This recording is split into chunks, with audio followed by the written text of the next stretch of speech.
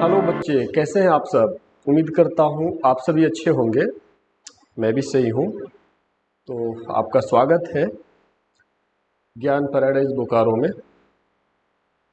तो आज के इस लेक्चर में हम लोग कवर करेंगे इंटीग्रेशन का। ये लेक्चर 2 होगा।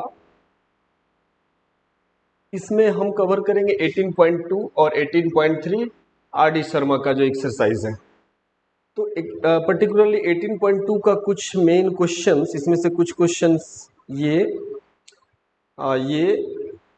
सीबीएसई में पूछा हुआ भी है। तो आर डी शर्मा का जो एक्सरसाइज 18.2, 18.3, 18.4 इनिशियली 2, 3, 4 एक्सरसाइज आप खूब बढ़िया से सीखेंगे तो आने वाले एक्सरसाइज में इसका बहुत फ़ायदा मिलने वाला है। जैसा कि पिछले क्लास में हम बता चुके हैं कि इंटीग्रेशन आपका बहुत ही शानदार होना चाहिए। उसका फ़ायदा आपको आने वाले समय में, जैसे डेफिनेट इंटीग्रल में, एरिया बाउंडेड रीजन में, डिफरेंशियल इक्वेशन में, एकदम 100% वहाँ बहुत कम भार पड़ता है आपको। वो तीनों चैप्टर बड़ी आसानी से निकल जाते हैं अगर आपका इंटीग्रेशन बढ़िया हो। हम सिस्टमेटिकली चल रहे हैं, आप मेरे को फॉलो करिए। हम उम्मीद करते हैं कि मेरे लेक्चर्स को सिस्टमेटिकली देखने के बाद आपका जो प्रॉब्लम है वो बिल्कुल सॉल्व होगा। मज़ा आएगा आपको। आर डी शर्मा बहुत आसानी से सॉल्व होगा। चलिए ठीक है, ओके। तो हम लोग देखते हैं। तो ये क्वेश्चन कुछ लाए हैं, तो बस नॉलेज के लिए हम यहाँ 2 क्वेश्चन और जोड़ दिए हैं। हम चाहेंगे पहले इन्हीं दोनों को सॉल्व कर दें। जैसे मान लीजिए क्वेश्चन नंबर 11, आप कॉपी कलम लेके बैठेंगे, हम सबसे लास्ट। तो इसी क्वेश्चन से शुरू करते हैं। जैसे राइट प्रिमिटिव और anti derivative of cos x। cos x का एंटी डेरिवेटिव आपको चाहिए। तो आपको जानते हैं एंटी डेरिवेटिव का मतलब इसको इंटीग्रेट करना है। तो we have anti derivative of cos x is equal to integration of cos x with respect to x, है ना। तो cos x क्या हो जाता है बच्चे, sin x plus C. That's all, है ना। एक एक करके आप सीखते चलेंगे, हम मिटाते चलेंगे, ठीक है। ये सवाल, इसके बाद हम मिटाते भी चलेंगे। इसके बाद आप देख लीजिए 10 नंबर। 10 नंबर जो है, आप इसे गौर से देखिए। एफ डैश एक्स मतलब डिफ्रेंशिएट करके दिया हुआ है, और हमें क्या चाहिए, एफ एक्स। यानी कोई एक फंक्शन दिया होगा जिसको डिफ्रेंशिएट करने से ये आया होगा। तो एफ एक्स कितना है, तो एफ एक्स को डिफ्रेंशिएट करने से ये आया, तो इसको वापस इंटीग्रेट कर देंगे, एफ एक्स आ जाएगा। तो देखा जाए यहाँ पे, तो आप लिखोगे we have F X is equal to integration of F dash X, है ना। यानी कि हमारा जो भी डिफ्रेंशिएट करके दिया हुआ है उसको हम इंटीग्रेट कर देते हैं, आ जाएगा एफ एक्स। अब देखिए एफ एक्स क्या होगा, ये है 8x³ माइनस 2x, इंटीग्रेशन कर दीजिए dx। अब क्या करेंगे, 8 को बाहर ले लीजिए, x³ dx माइनस 2 को बाहर ले लीजिए, x dx। अब यहाँ क्या हो जाएगा बच्चे, 8, और ये हो जाएगा x4/4 माइनस 2 इंटू x²/2। और देखिए 2 कैंसिल हो जाएगा, ये प्लस सी तो होगा ही, 4 से 2 हो जाएगा, ये क्या हो जाएगा 2x⁴ माइनस x² प्लस सी। अब जरा बच्चे देखिए, ये what is this, this is F x. अगर एफ एक्स ये है, अब देखिए f2, ये c हमें नहीं पता है ना, फंक्शन में c क्या होगा, कांस्टेंट क्या होगा वो पता नहीं है। तो उसके लिए देखिए यहाँ पे दे रखा है f2 का वैल्यू 8 है, एफ एक्स इतना है। तो बच्चे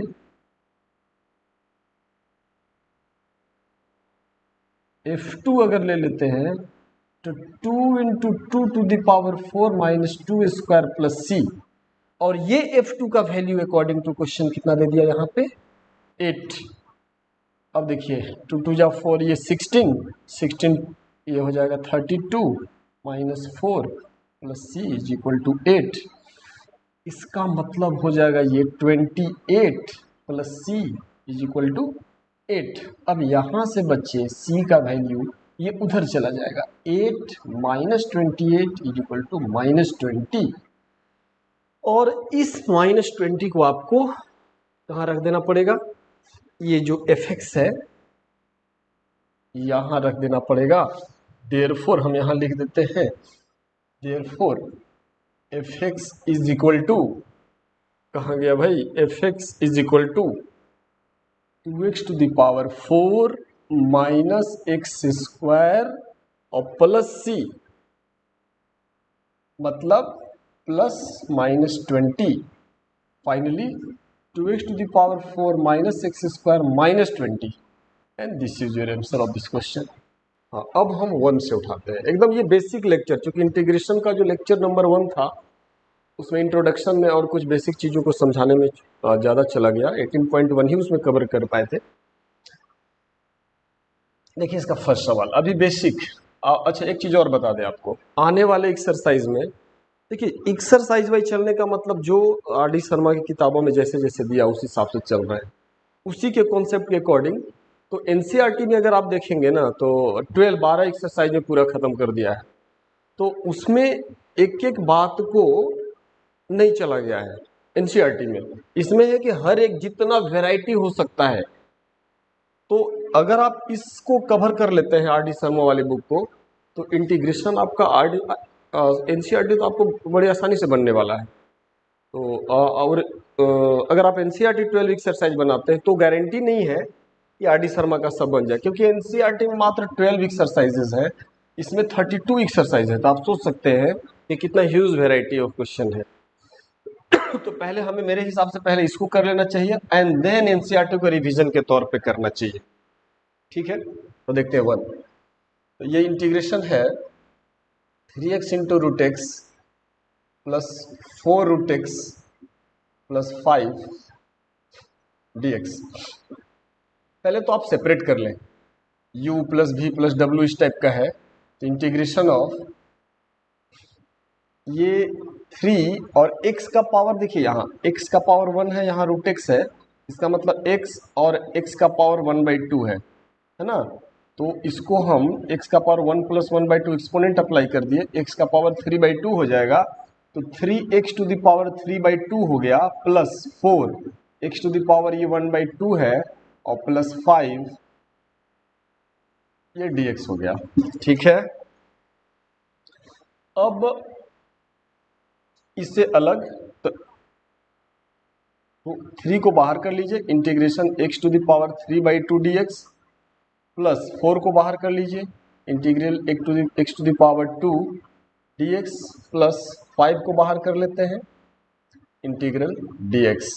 अब देखिए यहाँ 3, अब x का पावर जैसे 3/2 और प्लस 1 करेंगे तो ये हो जाएगा 5/2। तो इसका जो इंटीग्रल होगा क्या होता है, x to the power 3/2 plus 1 divided by 3/2 plus 1 plus 4 x to the power 1/2 plus 1 divided by 1/2 plus 1 plus 5, और यहाँ क्या हो जाएगा भाई, dx का x हो जाता है। ठीक है, और लास्ट में प्लस आप c जोड़ लेंगे। अब यहाँ देखिए 3x टू द पावर कितना हो जाएगा 5/2, यहाँ भी हो जाएगा 5/2 plus 4x to the power हो जाएगा 3/2, यहाँ भी हो जाएगा 3/2, ये हो जाएगा 5x प्लस c।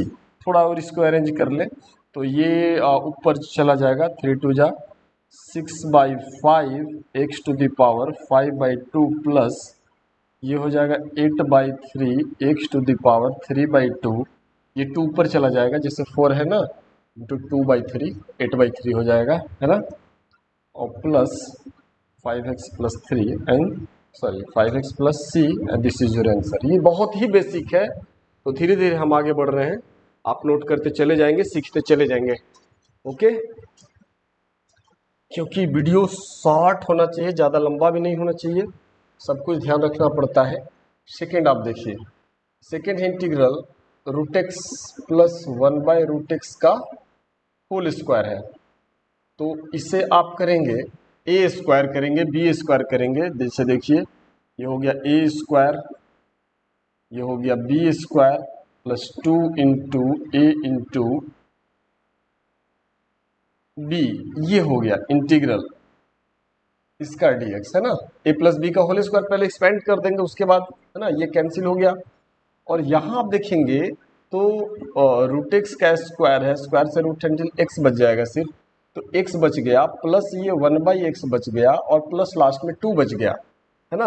अब अलग अलग है ना, यहाँ x बचा। अब आप क्या करो कि इस x को इंटीग्रल कर दो dx अलग, प्लस यहाँ 1/x को dx का इंटीग्रल अलग कर दो और प्लस 2 को बाहर कर दीजिए dx, है ना। यहाँ से क्या बचा, सिर्फ x। तो ये u हुआ, ये v हुआ, ये w हुआ, अलग अलग तो कर ही सकते हैं, बिल्कुल समझ रहे होंगे। ठीक है, अब देखिए ये हो जाएगा आपका एक्स स्क्वायर बाई 2, है ना, x टू द पावर 1 है ना dx, x सॉरी, तो क्या होगा x to the power 1 plus 1/1 plus 1, तो एक्स स्क्वायर बाई 2। आप बात समझ रहे हैं। अब यहाँ पे देखा जाए तो ये इंटीग्रल जो 1/x है और dx, ये क्या हो जाएगा, integral x to the power -1 dx हो जाएगा, और इसका होगा -1 प्लस 1। अच्छा एक मिनट यहाँ पे एक बढ़िया सा चीज़ सामने आ रहा है, इतना करने का जरूरत नहीं है, फिर ये आपको उस हिसाब से, हाँ इसको अगर आप सॉल्व करना चाहें, देखिए यहाँ बहुत केयरफुली देखिएगा। तो ये 1/x क्या हो जाएगा इंटीग्रल, आप देखेंगे ये हो जाएगा x to the power -1 dx। और अगर आप यहाँ पे सॉल्व करने चलें जो रूल है x to the power n वाला, तो आप परेशानी में फंस सकते हैं, है ना। तो यहाँ पे क्या लिखेंगे, x to the power -1 plus 1, यहाँ -1 प्लस 1, तो ये तो कैंसिल होकर जीरो हो जाएगा, तो समथिंग का जीरो अनडिफाइन हो जाएगा। तो लेकिन आपको पता है ना भाई कि log x का डिफरेंशिएशन ऑफ log x क्या होता है, 1/x, तो integral of 1/x log x, तो 1/x का क्या लिख देंगे यहाँ पे, log x लिख देंगे, और ये 2 तो है और dx का x और प्लस c, चलिए भी हो गया। ठीक है, बहुत बढ़िया। अब आ जाते हैं फर्स्ट सेकंड थर्ड की तरफ। थर्ड की तरफ में अच्छा बीच में थोड़ा सा हम आपको इंटरप्ट करेंगे। देखिए मान लीजिए इस तरह से है, एक्स क्यूब हो जाएगा 2x स्क्वायर प्लस 3, इस तरह से रहे ना, और डिनोमिनेटर में सिंगल टर्म रहे इस तरह से, तो बड़ी आसानी से होगा। इसको इंटीग्रेट करना है ना, तो बड़ी आसानी से होगा क्या, x cube by x plus 2x square by x plus 3/x, ये बड़ी आसानी से आप अलग अलग कर लेंगे, इसको अलग dx कर लेंगे, इसको अलग dx कर लेंगे, इसको अलग dx कर लेंगे। यहाँ क्या होगा, ये कैंसिल 2 पावर बच जाएगा, इससे कैंसिल 1 पावर बच जाएगा, तो यहाँ हो जाएगा आपका integration x square D x plus 2 बाहर आ जाएगा एक्स डी एक्स और प्लस 3 बाहर आएगा 1/x dx। अब इसको आसानी से आप एक्स स्क्वायर का एक्स क्यू बाई 3, एक्स का एक्स स्क्वायर बाई 2, 1/x का log x, आराम से हो गया। लेकिन जब यहाँ पे कुछ ये अभी क्या है, डिनोमिनेटर क्या मोनोमियल, और न्यूमरेटर कितना भी हायर डिग्री का क्यों ना हो, this by this plus this by this plus this by this, लेकिन यहाँ अगर +2 या 3 जोड़ दिया जाए तब ये मुश्किल कर देता है। इसका सॉल्यूशन है बच्चे, थोड़ा सा वेट करेंगे, ये शायद इसके बाद वाला जो एक्सरसाइज है ना 18.3 यानी अगला लेक्चर, उसमें हम आपसे बात करेंगे बहुत इससे रिलेटेड। अगर डिग्री यहाँ न्यूमरेटर का और डिनोमिनेटर का बराबर है तब कैसे करेंगे, न्यूमरेटर का डिग्री बड़ा है डिनोमिनेटर का छोटा है तब कैसे होगा।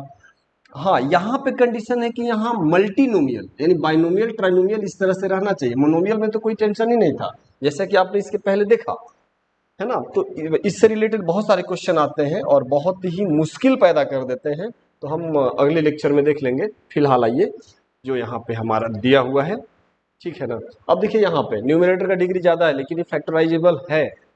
थर्ड वाले को देखिए, इंटीग्रेट करना है X to the power 6 plus 1 by X square plus 1 dx। तो सबसे पहले हम आपको बता देंगे कि ए क्यूब प्लस बी क्यूब का एक फार्मूला होता है। देखिए ओवरऑल ना जो हम लोग प्रीवियस क्लासेस में जितनी चीज़ों को पढ़ चुके हैं वो सारी चीज़ें कहीं ना कहीं काम आती हैं, तो उसे तो भूलना और आगे बढ़ना ये सही बात नहीं होगा। ये फार्मूला आपको आना चाहिए फैक्टराइजेशन का, चाहे वो अलजेब्रा हो या ट्रिग्नोमेट्री हो, जो भी हो अपने ब्रेन में होना चाहिए। देखिए क्या होता है, क्या होता है ए प्लस बी, उसके बाद क्या होता है A square minus A B plus B square, ये होता है इसका फैक्टराइजेशन। अब यहाँ पे जो है X to the power 6 plus 1, इसको हम लिख सकते हैं एक्स स्क्वायर का क्यूब और प्लस 1 का क्यूब। 1 को 1 का क्यूब लिखने में कोई दिक्कत नहीं है। आगे क्या बता सकते हैं, ये हो जाएगा एक्स स्क्वायर प्लस 1 और ये होगा एक्स स्क्वायर का स्क्वायर प्लस ए बी यानी X square into 1 plus B square, ऐसा। ठीक है, हाँ इसको आप ए मान लीजिए, ये ए हो गया और ये बी हो गया। अगर ए क्यू बी क्यू है तो ए प्लस बी, यहाँ ए क्यू बी क्यू है तो ये ए प्लस बी, फिर ए स्क्वायर, इसका स्क्वायर का स्क्वायर, फिर ए बी सॉरी यहाँ माइनस और प्लस बी स्क्वायर। तो बताइए कि यहाँ पे क्या हो जाएगा इसी को देख करके, क्योंकि आप कॉपी कलम लेके बैठे हुए होंगे, इसको आप नोट कर लेंगे। यहाँ क्या लिखे हम, न्यूमरेटर को फैक्टराइज करके एक्स स्क्वायर प्लस 1 और फर्दर क्या एक्स टू द पावर 4 और minus X square plus 1 divided by X square plus 1 इंतजार कर रहा है कि आओ मेरे को कैंसिल कर दो, और ये हो गया आपका dx। ठीक है, इस बात को आप समझ गए है ना। तो बच क्या गया, बहुत ही सिंपल सा, X to the power 4 minus X square plus 1 dx। अब ये आपको आता है, अब इसमें हम आगे नहीं बढ़ेंगे। X to the power 4 dx minus integral X square dx और प्लस इंटीग्रल dx। नहीं आज इसके आगे हम नहीं जा पाएंगे, हमें पता है आपको आता है। इसके पहले भी तो हम लोगों ने देखा ना, x5/5 माइनस x3/3 और dx का x प्लस c, बात खत्म। इसके बाद आ जाइए थोड़े मतलब इस एक्सरसाइज को आप प्रैक्टिस कर लेंगे। हाँ आपके पास ऑप्शन है, जैसे अगर मेरा लेक्चर लगे कि भाई बड़ा आसान चल रहा है तो थोड़ा उसको स्पीड बढ़ा के देख लिया करिए, है ना, क्योंकि जैसे जैसे एक्सरसाइज उस हिसाब से हम चलते चले जाएंगे। अब आ जाइए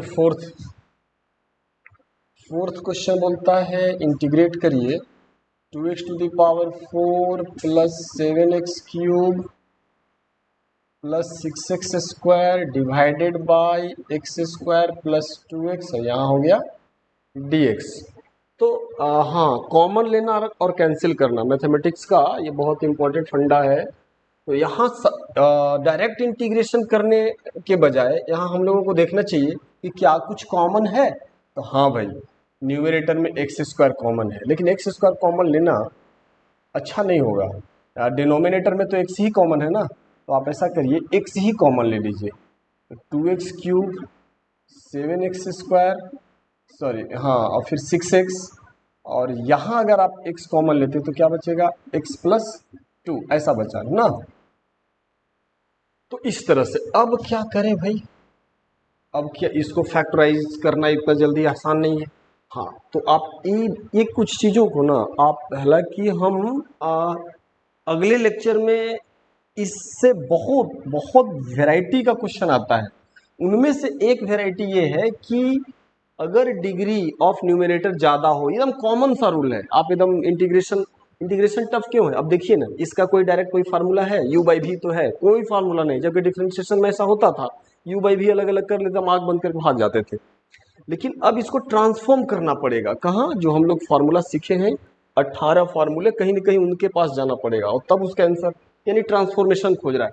तो आप याद रखो कि जब भी न्यूमरेटर का डिग्री ज्यादा हो या बराबर हो, न्यूमरेटर का डिग्री ज्यादा हो या बराबर हो किससे, डिनोमिनेटर के डिग्री से, तो आंख बंद करके डिवाइड कर दो और ये रफ वर्क होगा। यहाँ आप लिखेंगे 2x cube plus 7x square plus 6x, और यहाँ क्या है बच्चे, x प्लस 2 है। तो यहाँ हमें किससे डिवाइड करना पड़ेगा, 2x स्क्वायर से। तो 2x स्क्वायर से तो 2x क्यूब और ये 2 जा 4x स्क्वायर हो जाएगा, है ना। 2x क्यूब ठीक है वैल्यू माइनस, और ये भी माइनस हो जाएगा, ये कैंसिल हो जाएगा। यहाँ हो जाएगा 3x स्क्वायर और प्लस 6x। अब यहाँ पे क्या लाना पड़ेगा, यहाँ 3x लाना पड़ेगा। तो 3x से जब डिवाइड करेंगे 3x स्क्वायर प्लस 6x हो जाएगा, माइनस माइनस, चलो ये तो पूरे कैंसिल हो गया, 0 हो गया बच्चे। तो डिवाइड करने का क्या फायदा हुआ, dividend is equal to, this is what, dividend. तो डिविडेंड क्या है अपना, 2x cube 7x square plus 6x, dividend is equal to divisor into quotient ये 2x² प्लस 3x और प्लस रिमाइंडर 0, है ना। क्या होता है formula, this dividend is equal to divisor into quotient, divisor into quotient plus remainder, तो remainder तो 0 है। इसका मतलब ये जो पार्ट है न्यूमरेटर में उसको हम इतना लिख सकते हैं बच्चे, तो वो क्या है, x plus 2 into 2x² plus 3x divided by x plus 2, और ये हो गया dx, और ये अब हम रद्द कर देते हैं। ठीक है, देखिए अब फायदा देखिए क्या हुआ।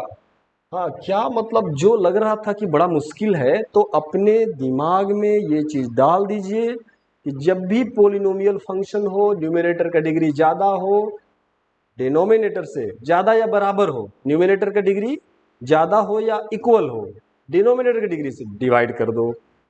और आप बोलेंगे सर न्यूमरेटर का डिग्री कम हो तब क्या करेंगे, वेट कर लीजिए, एक एक्सरसाइज आगे जाएंगे तो वहां हो जाएगा ये कैंसिल किया, इंटीग्रेट क्या बच गया भाई, 2x² प्लस 3x, ये बच गया, ये तो काफी आसान हो गया। अब आप इसे ऐसे लिख सकते हैं, twice integration x² dx plus 3 integration x dx, आप ऐसा लिख सकते हैं। इसके बाद फर्दर आपको आता है भाई 2, इसको आप लिख सकते हैं into x³/3 plus 3 into x²/2 plus c, this is your answer. अब देखिए यहाँ ट्रिग्नोमेट्री का बढ़िया यूज होगा, बहुत ही बेसिक एक्सरसाइज, जस्ट अभी तो स्टार्ट ही हुआ है 18.2, लेकिन हाँ फिर से रिपीट करेंगे 18. कम से कम फर्स्ट 5 एक्सरसाइज आप बहुत अच्छा से करो, इसका फायदा पूरे में मिलेगा। कहाँ चले गए हम, यहाँ चले गए 5 में क्या है, integration √1 minus sign 2x dx। अब जरा सा सोचिए, क्या कोई फार्मूला है, नहीं है हमारे पास। इंटीग्रेशन ट्रिग्नोमेट्रिक फंक्शन मात्र कितना पढ़े थे, 6 ट्रिग्नोमेट्रिक फंक्शन पढ़े थे, कहीं ना कहीं आपको उसके पास जाना पड़ेगा, यानी sin x cos x tan x sec x cosec x cot x का इंटीग्रेशन हम लोगों ने पढ़ा है, तो वहाँ इसको कहीं ना कहीं ट्रांसफॉर्म करना पड़ेगा। अब इंटीग्रेशन का यही सबसे इंपॉर्टेंट पार्ट है, तो यही फंक्शन नहीं, इससे भी अच्छे अच्छे फंक्शंस आएंगे, सबको ट्रांसफॉर्म करना, और जिनका जितना बढ़िया ट्रिग्नोमेट्री उतना बढ़िया ट्रांसफॉर्मेशन। बार बार हम जोर दे रहे हैं ट्रिग्नोमेट्री बढ़िया रखना है। अब आइए ये तो जरा बच्चे सोचिए इसको क्या क्या लिखा जाए जिससे कि मेरे को फायदा हो जाए। तो देखिए ये जो है ना, देखिए 1 को आप लिख दो sin² x plus cos² x, 1 हो गया, minus sin² x plus cos² x 1, और माइनस sin 2x को आप लिख दो 2 sin x into cos x। ये फार्मूला 11th में पढ़े हैं बच्चे, ये तो आपको याद रखना पड़ेगा, कोई इलाज नहीं है नहीं याद रखेंगे तो। और ये हो गया यहाँ से यहाँ तक, अगर आप इसको देखें तो sin x minus cos x का होल स्क्वायर हो गया बच्चे, दिस इज dx, है ना। और हालांकि यहाँ क्वाड्रेंट मेंशन नहीं किया है कि किस क्वाड्रेंट में चलना है, तो हम जनरल केस लेके चलेंगे फर्स्ट क्वाड्रेंट, क्योंकि ना यहाँ पे होता है कि रूट के अंदर x² है तो ये mod x होता है, तो मेरे हिसाब से यहाँ पे ये क्या होगा, mod of sin x minus cos x, इसका इंटीग्रेशन रेस्पेक्ट टू x, ये बात हो गया। लेकिन यहाँ कुछ नहीं बोला है, तो फर्स्ट क्वाड्रेंट, तो फर्स्ट क्वाड्रेंट में ऑल पॉजिटिव होता है, तो हमको उतना टेंशन लेने की जरूरत नहीं है ना। समझ गए बात को कि हम अलग अलग क्वाड्रेंट क्यों नहीं, और अलग अलग क्वाड्रेंट में इसका वैल्यू अलग अलग होगा, इस तरह के सवाल अगले वाली एक्सरसाइज में भी हम लोग देखेंगे। तो अब देखिए sin x का क्या होता है, अच्छा इसको अलग अलग कर लीजिए, integration sin x dx minus integration of cos x dx, sin x का, ठीक है, sin x का cos x का माइनस sin x का देख लीजिएगा माइनस cos x है, और माइनस cos x का sin x है प्लस c है, तो फॉर्मूला याद होना चाहिए। ठीक है, अब आ जाइए 6 में, 6 नंबर का क्वेश्चन है बच्चे। इसमें हम आपको बताएंगे कि अगर आपको याद हो 1 प्लस cos 2x का फॉर्मूला होता है 2 cos² x, इसका रूट है ना। तो देखिए क्वेश्चन नंबर 6, अरे पूरा इंटीग्रेशन उतना टफ नहीं है, 11th-12th में जो सवाल आता है ना वो टफ नहीं होता है ना, और कुछ होता है लेकिन मेरे हिसाब से टफ नहीं होता, अगर आप सिस्टमैटिक चलते हो तो तब टफ नहीं होगा, और जिस हिसाब से हम चल रहे हैं आप चलते चले जाइए। तो ये फॉर्मूला तो होता है भाई, तो यहाँ पे हमने लिखा 1 प्लस कॉस 2x dx। अब इंटीग्रेशन ऑफ रूट के अंदर 1 प्लस कॉस 2x क्या 2 कॉस स्क्वायर एक्स dx। अब देख लीजिए इंटीग्रेशन और ये √2 हो गया, और कॉस स्क्वायर एक्स का फिर से यहाँ मॉड ऑफ कॉस एक्स हम लिख सकते हैं dx, लेकिन फिर से यहाँ क्वाड्रेंट मेंशन नहीं है, हम सिर्फ कॉस एक्स लेके चलेंगे बच्चे। और ये √2 हो गया इंटीग्रेशन कॉस एक्स dx। देखिए आने वाले एक्सरसाइज में आप देखेंगे कि ये क्वाड्रेंट मेंशन होगा कि फर्स्ट क्वाड्रेंट में इसका इंटीग्रेशन क्या होगा, अलग अलग क्वाड्रेंट में इसका अलग अलग होगा, लेकिन जब कुछ मेंशन नहीं होता है तो हम लोग फर्स्ट क्वाड्रेंट में लेके चलते हैं। तो फिर से क्या होगा √2, और cos x का क्या होता है भाई cos x का sin x प्लस c। ये हो गया 6 नंबर का। 7th नंबर भी आपके सीबीएसई ने पूछा है। 7th नंबर वाला जो सवाल है उसको भी सीबीएसई ने पूछा हुआ है। तो ये लीजिए आपका 7th है, cos 2x minus integral of cos of 2x minus cos of 2 alpha divided by cos x minus cos alpha। चलिए इसको देखिए भाई, यहाँ पे आपको बड़ा क्या हाँ फिर से बोलना पड़ रहा है, ट्रिग्नोमेट्री कितना बार बोले, शायद इतना बार बोले आपको तो समझ ही जाना चाहिए, मैं ट्रिग्नो आगे नहीं बढ़ने से पहले चाहिए। देखिए सुनिए, cos 2x का क्या फॉर्मूला होता है 2 cos square x minus 1 cos 2 alpha similarly cos 2 alpha 2 cos square alpha minus 1। अब ये इंटीग्रल cos 2x का क्या होगा 2 cos square x minus 1 minus 2 cos square alpha minus 1। देखिए अगर ब्रैकेट नहीं देंगे तो क्या हो सकता है, तो आप हाँ पेन पेपर दोनों यूज करिए, ये माइनस लगाना था, आप यहाँ माइनस लगा सकते हैं, बट इससे कोई फर्क नहीं पड़ता।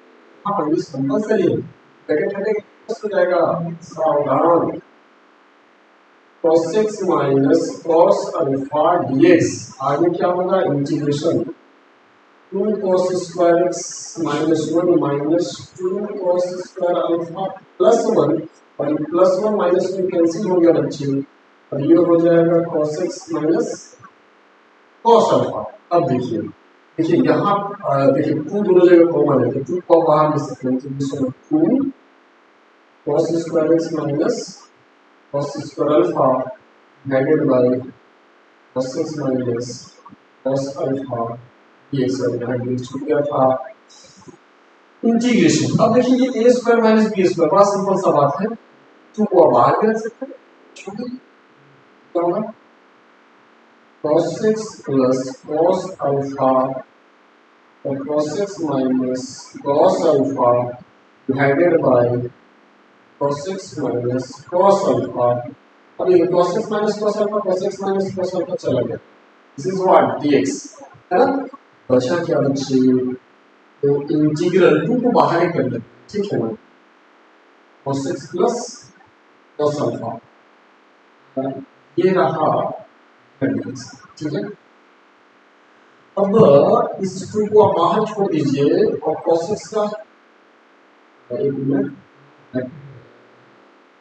cos x का हो जाएगा sin x, और ये cos अल्फा है, अच्छा सेपरेट करना ही पड़ेगा, प्लीज थोड़ा सा वेट करिए ना, ट्वाइस ये कर ली ब्रैकेट है ना, और लिखते हैं हम यहाँ पे चलते हैं integration of cos x dx plus cos alpha नहीं, देखिए कांस्टेंट है बाहर कर लीजिए, cos अल्फा आपका बाहर कर लीजिए, इंटीग्रल ऐसा होगा, ये कर दो बढ़िया से देखिएगा ना, cos x 2 तो सबसे बाहर है, करली ब्रैकेट देखिए यहाँ, चलिए ठीक है बिल्कुल आप बिल्कुल देख लेंगे।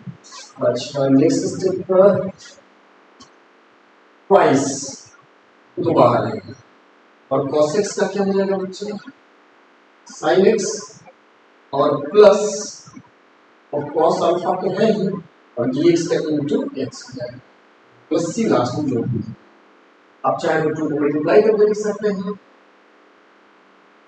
2 sin x plus 2x cos alpha और 2x cos alpha the c and this is the answer. ठीक है, ओके। 9 ये है integration cos square x minus sine square X divided by under root 1 plus cos 4x dx। ये है 18.2 का आखिरी सवाल। तो देखिए, अगर आपको फॉर्मूला याद है ना, अदरवाइज यहीं बैठ के रोते रहिए कि कैसे करें, क्या होगा, ये क्या हो रहा है ना। अब क्या हो रहा है, कुछ तो नहीं, फार्मूला तो याद है, आपका दिमाग दौड़ गया, अच्छा समझ गए, एकदम याद आ गया सर।